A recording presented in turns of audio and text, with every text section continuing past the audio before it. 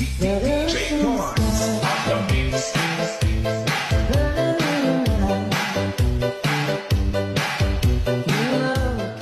order to achieve that mandate of the President Rodrigo Roa Duterte, to make the Filipino life convenient and comfortable by establishing connectivity and mobility. Yan yung unahan na yan.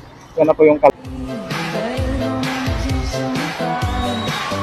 nakita natin yung nakikita na natin yung natatapos na bayadak dito sa may bahagi ng Kalumpit. Yan sila nagsisimula. At itong nadaanan natin, wala pa itong mga poste. Wala pa nga itong bakod. So, kaya dyan sila nagsisimula sa may harap ng isang university. Yun. Matagal na natapos nila yung ilang span ng bayadak dyan. Kung saan itatayo yung Kalumpit Station. So, tatlong palapag yung istasyon na gagawin dito sa may Kalumpit. Sa gitna, ito yung sa may main line. Yung natapos na nila dito, ito yung sa may main line. Yan, ito yung sa main line. At magkakaroon ito ng dalawa sa magkabilang gilid para nasa commuter line. Tagal na nilang natapos itong mga bayadak ito sa main line. Ngayon dito sila sa may cast-in seat. So, ito yung cast-in seat nila dito. Kung saan ay mag-merge yung commuter line at saka itong main line na bayadak. Dito sila mag-merge. At siguro sa tingin ko magkakaroon ng dyan, switch. Sabi yung switch, pwede nga lilipat sa kabilang direction yung train. Palagay ko lang yung na yan, yung merge point nila. Pero hindi ko sure. Pero yun lang siguro, parang magkakaroon yata eh. So, dito, ayan makita natin ito.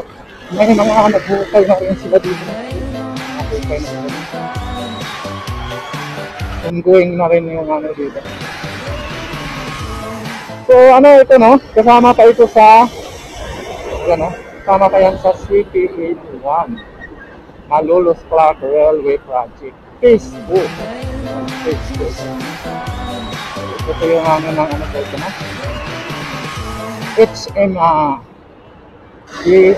joint venture. Yun. Kasi karamihang mga na traktor dito sa NSCR natin, mga joint venture.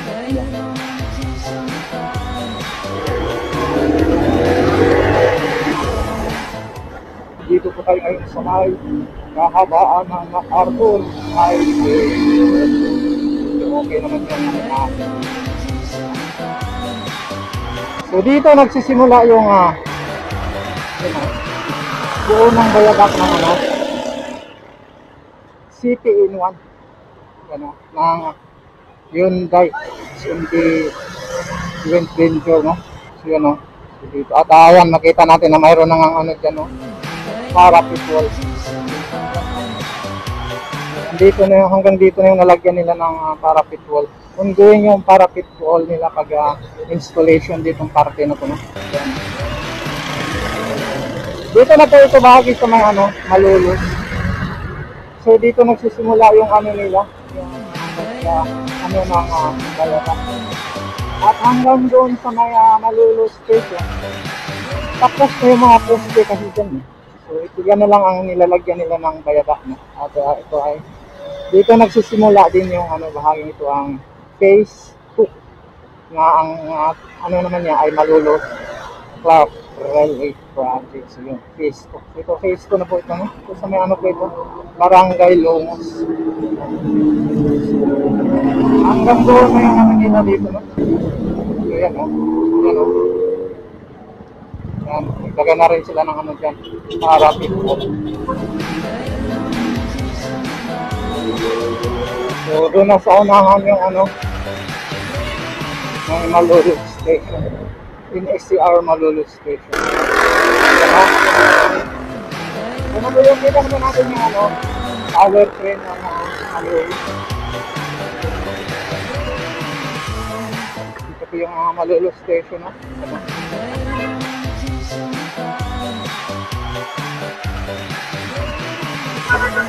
Nakakama ng libre protection nila. Meron na mga scaffolding.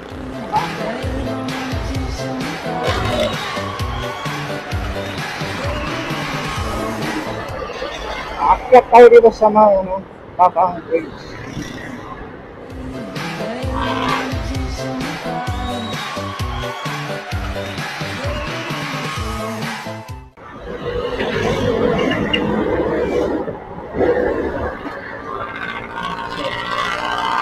Okay na yung ano dito, no? Bayadak yan.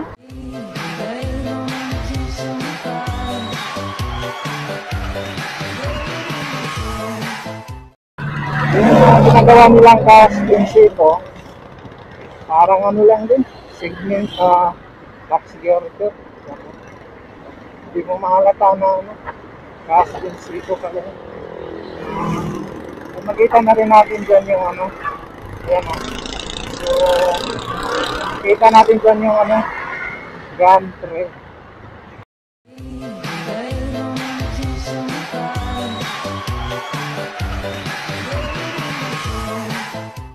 Yun sa unahan, dyan po yung medyo mababang parte ng ano. Mayroong mababa dyan, mga maiksi yung poste. Yan banda ko na.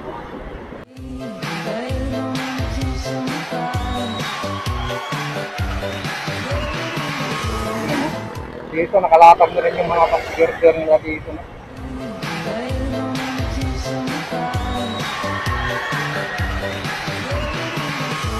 Ito yung sinabi ko nga mababang bahagi. Mababa yung mga pasgirder. At dito nagsisimula yung ano. So dito na lang idudugtong dahil ito na lang parte dito ang makante dito. No? So madugtong na nila ito. Connected na ito magmula sa Malolos hanggang sa may Giginto.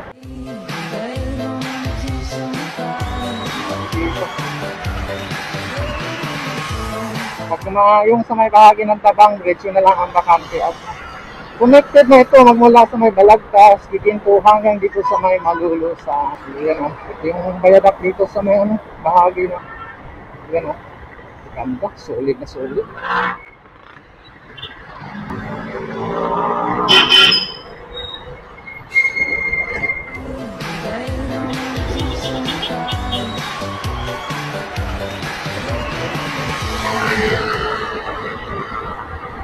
Ano? Solid na solid itong NSCR project na ito. So kahit magmula doon sa may parte na Valenzuela, pagdireksyon na sa Clark, nakikita mo na yung mga civil works na nagpa-progress talaga. Yan o. Ito yung bahagi ito na matagal na itong natapos. Itong parte na ito ang naunang natapos. Panahon pa ni dating Presidente Duterte. Tapos na itong mga bayadak dito. Kaya nakita natin, kulang na lang release at saka yung isa ng wire. Sige.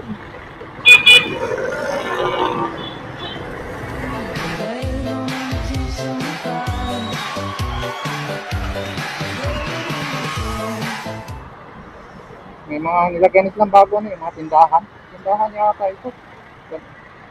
Pero wala namang istasyon dito. Hindi naman pwede bumaba ng pasahero dito.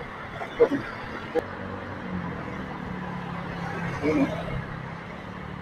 yan. Diretso na ito hanggang ano, Giginto. At banda dun sa may Tabang Bridge, doon na nga din yung isang gantry.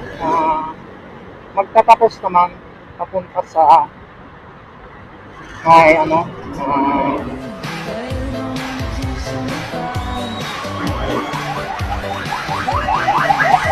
Giginto Station.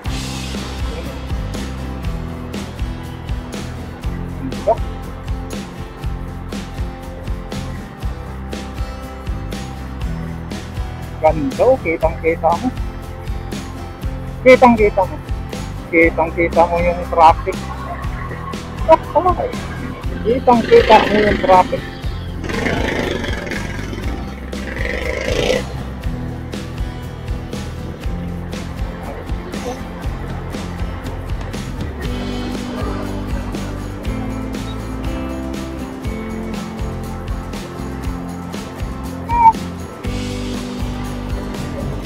Yun mga ano, yan, silip-silipin lang natin itong mga progress dito sa NSCR dito sa mga bayadak na.